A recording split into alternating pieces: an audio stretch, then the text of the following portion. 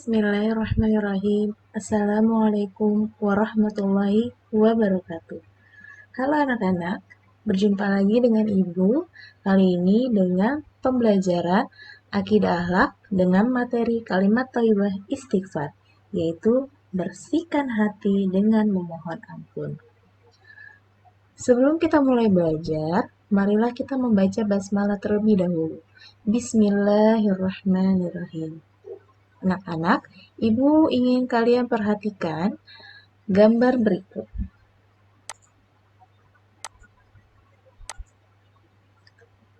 Nah, di gambar ini ada seorang anak sedang berdoa dan membaca istighfar. Kira-kira apa sih istighfar itu?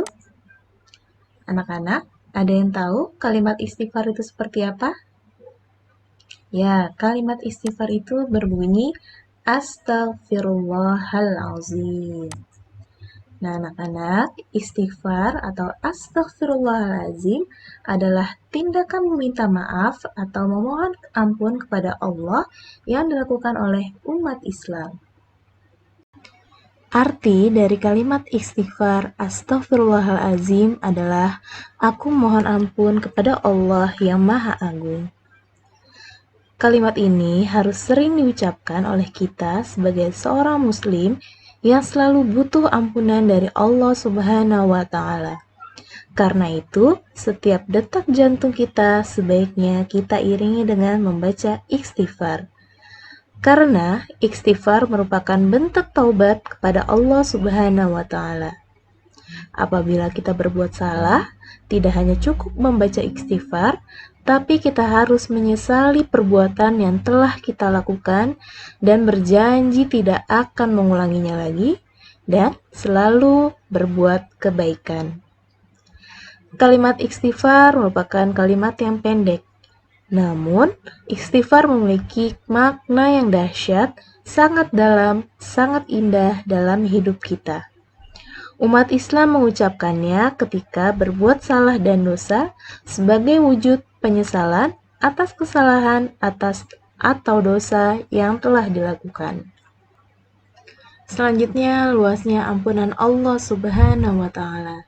Manusia tidak luput dari kesalahan maupun dosa.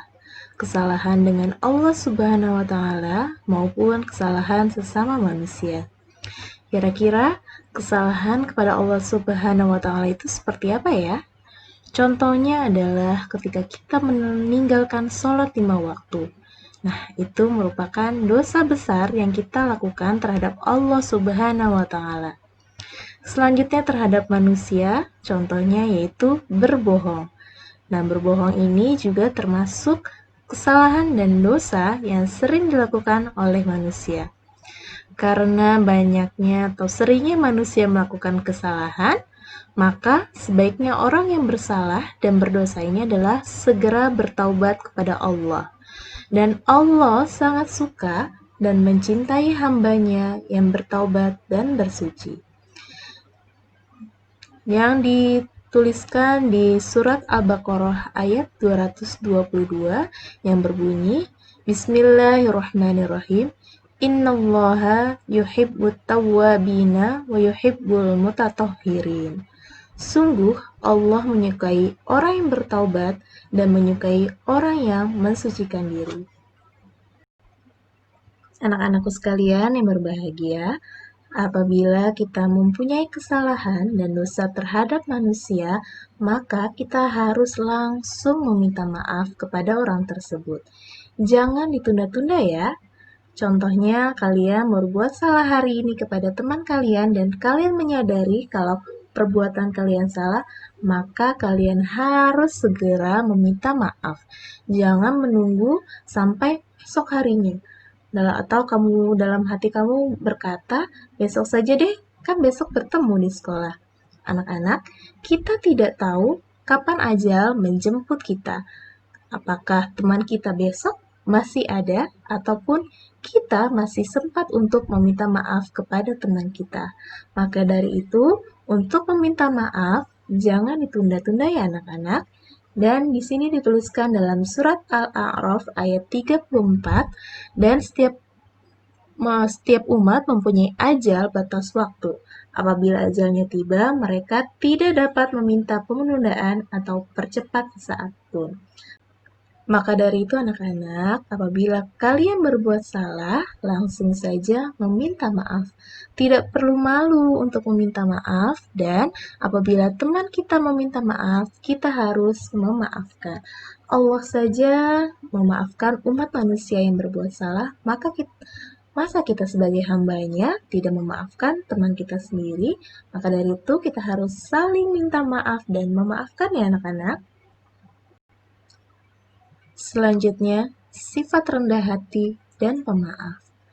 Anak-anak, yang kalian lihat di gambar ini termasuk bentuk kerendahan hati dan tidak sombong. Apa sih rendah hati? Rendah hati atau biasa disebut tawadu merupakan suatu sikap menyadari keterbatasan kemampuan diri dan ketidakmampuan diri sendiri sehingga seseorang tidak menjadi angkuh dan tidak pula sombong. Ketika seseorang memiliki sifat rendah hati, maka ia menyadari bahwa kesempurnaan itu hanya milik Allah Subhanahu wa Ta'ala. Dan ketika kita menyadari hal tersebut, maka kita akan mudah memaafkan seseorang dan mudah untuk meminta maaf. Selanjutnya, sifat rendah hati yang dicontohkan oleh Rasulullah. Nah, sikap tawadu yang dicontohkan dari Nabi Muhammad SAW pernah diceritakan oleh sahabat Nabi yaitu Abu Hurairah radhiyallahu anhu. Suatu ketika, aku masuk ke pasar bersama Rasulullah SAW. Rasulullah berhenti membeli celana dan berkata kepada pedagangnya, "Timbanglah ini dan tambahlah sedikit." Nah, mendengar suara Rasulullah, si pedagang celana pun melompat dan mencium tangan beliau.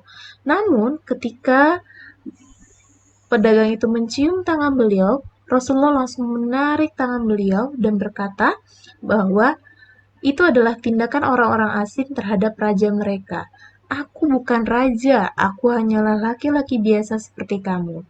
Kemudian, setelah selesai bertransaksi, Abu Hurairah pun berniat membawakan belanjaan Nabi Muhammad. Tapi Nabi Muhammad pun menolaknya dan berkata pemilik barang lebih berhak membawa barangnya. Anak-anak, itulah salah satu contoh sikap tawadu yang dimiliki oleh Rasulullah. Dan anak-anak, kita sebagai umat dari Rasulullah harus juga mengikuti apa yang dilakukan oleh Rasulullah Sallallahu Alaihi Wasallam.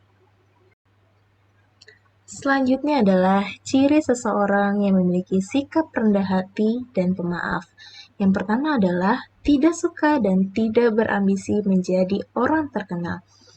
Zaman sekarang banyak sekali ya yang ingin menjadi artis dan menjadi orang yang terkenal agar dikenal oleh banyak orang. Ternyata sikap tersebut adalah sikap yang tidak memiliki cerminan dari rendah hati. Yang kedua adalah menjunjung tinggi kebenaran dan bersedia menerimanya atau sportif dan jujur.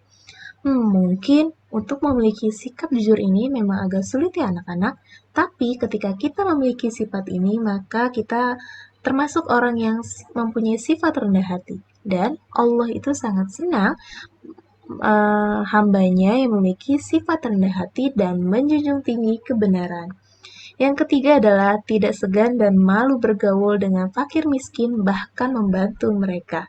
Nah, ini sangat penting ya anak-anak. Sebagai sesama manusia, kita harus bergaul dengan siapa saja. Bahkan, kita harus saling membantu dengan siapapun. Yang keempat adalah ringan tangan dalam membantu orang-orang yang memerlukan bantuan. Ringan tangan ini artinya suka membantu. Nah, maka dari itu suka membantu ini juga cerminan dari sifat rendah hati dan pemaaf.